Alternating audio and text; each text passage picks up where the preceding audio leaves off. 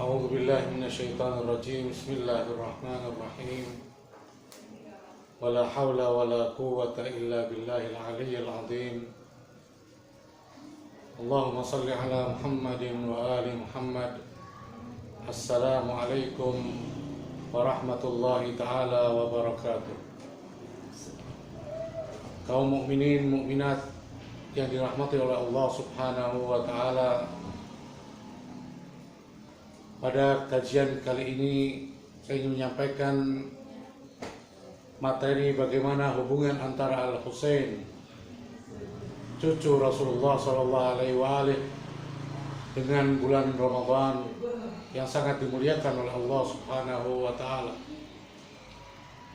Perlu kita ketahui bersama bahwa di dalam bulan Ramadan banyak amalan-amalan yang dikerjakan, yang diajarkan oleh Rasulullah dan keluarga Rasulullah Shallallahu Alaihi Wasallam.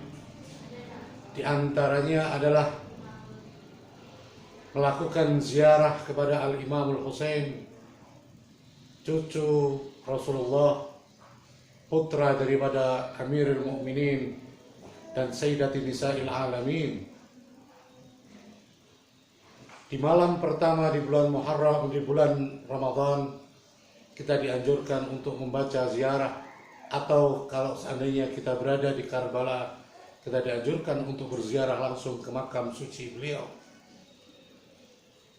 Kalau dari jauh kita dapat membaca ziarah kepada Al-Imam Al-Husain alaihi salatu wassalam. Dan di pertengahan bulan Ramadan ada ajaran yang mengatakan juga bahwa kita juga diminta untuk berziarah kepada Al-Imam Al-Husain.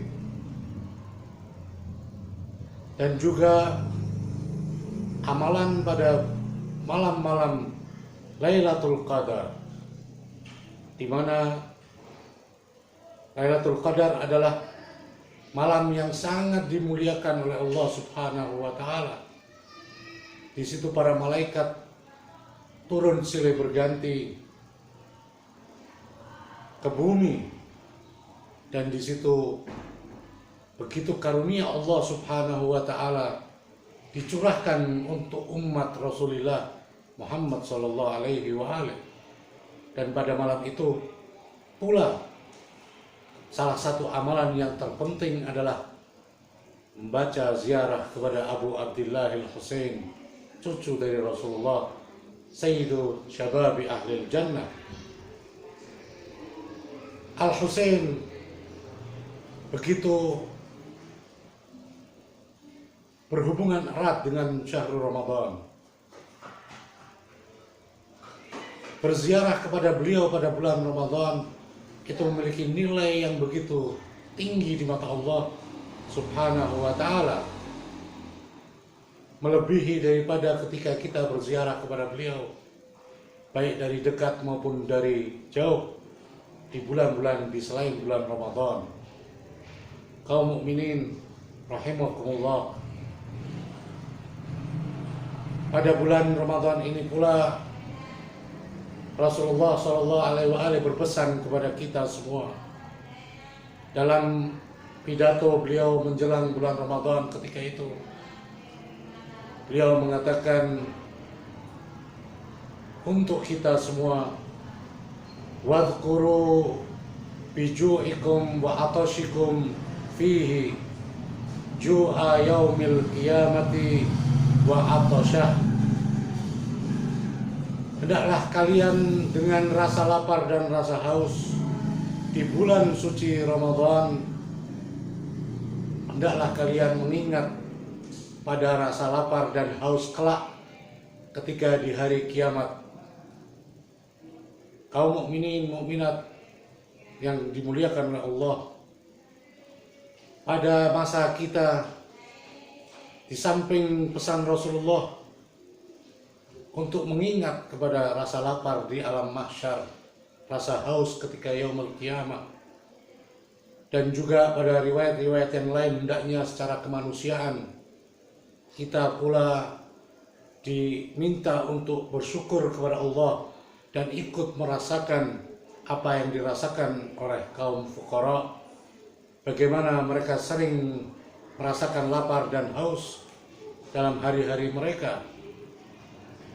Namun untuk itu mari saya mengajak pada momen saat ini pula, pada bulan Ramadan ini, marilah kita juga mengingat kembali rasa haus dan rasa lapar yang pernah dirasakan oleh keluarga dari putri Rasulullah Muhammad SAW, yaitu di padang gersang Karbala yang dipimpin kala itu oleh Imam Husain alaihi salatu wassalam.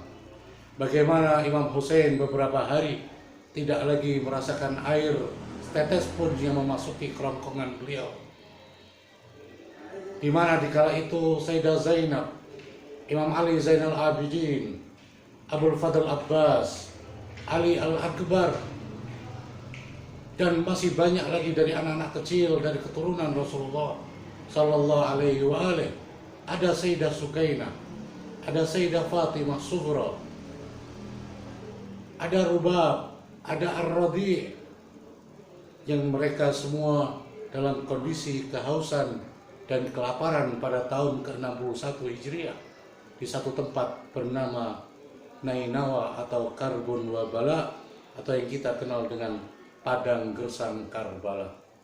Marilah dengan Ramadan, dengan bulan Ramadan, dengan berpuasa, kita beri nilai lebih puasa kita beri nilai yang di mata Allah sungguh betapa besarnya ketika kita mampu untuk memaknai puasa bulan Ramadan kali ini dengan juga mengingat kepada kelaparan dan kehausan Abi Abdillah al-Husain ketika di padang gersang Karbala kala itu. Walaupun mereka bukan pada bulan Ramadan, mereka saat itu di bulan Muharram, bulan yang tidak diperkenankan untuk berperang, namun mereka dipaksa untuk berperang oleh musuh-musuh Allah. Mereka berada di tepian sungai Furat. Mereka seharusnya bisa untuk merasakan air, segarnya air sungai tersebut. Namun karena air itu dikuasai oleh musuh, maka mereka dipaksa untuk menahan kehausan. Dan marilah dalam momen bulan Ramadan kali ini kita bersama-sama untuk dapat mampu merasakan pula, walaupun tidak berhari-hari, walaupun dimulai dari terbitnya fajar shadiq hingga tenggelamnya matahari, maka di siang di bulan Ramadan ini marilah kita maknai, kita ingat kembali bagaimana Abu Abdillah beserta putra-putri, sanak saudara, dan para sahabat beliau merasakan kehausan, kelaparan berhari-hari kala itu. Kaum mukminin, mukminat sekalian yang dicintai dan dirahmati oleh Allah Subhanahu wa ta'ala. Di satu sisi yang lain, makna yang harus kita pahami adalah dalam rangka mengenang kehausan Abu Abdillah, kelaparan Abu Abdillah beserta keluarganya, kita patut bersyukur kepada Allah. Saya mengajak semuanya, dan ini dari para ulama kita, mereka mengatakan setiap kali kita akan berbuka puasa, marilah kita mengingat apa yang pernah terjadi di kala itu dan apa perbedaan antara kita dengan mereka. Bersyukurlah ikhwan akhwat sekalian bahwa kita masih diberi rezeki oleh Allah Subhanahu wa ta'ala untuk dapat berbuka puasa di bulan yang disucikan Allah ini.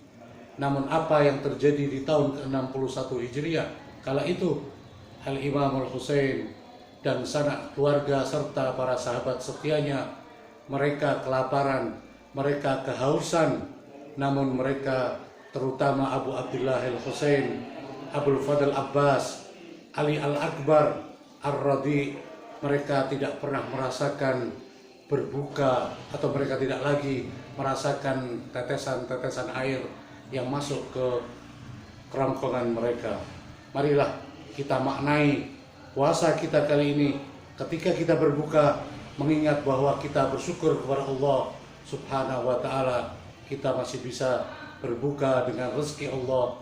Namun Al-Husain, beliau dan beberapa pahlawan Karbala tidak lagi pernah merasakan sedikit air dan makanan hingga menemui ajalnya, hingga syahid dan menemui Allah Subhanahu wa Ta'ala. Mungkin ini saja yang bisa saya sampaikan. Wabillahi taufiq wal hidayah wal afu minkum. Wassalamualaikum warahmatullahi ta'ala wabarakatuh.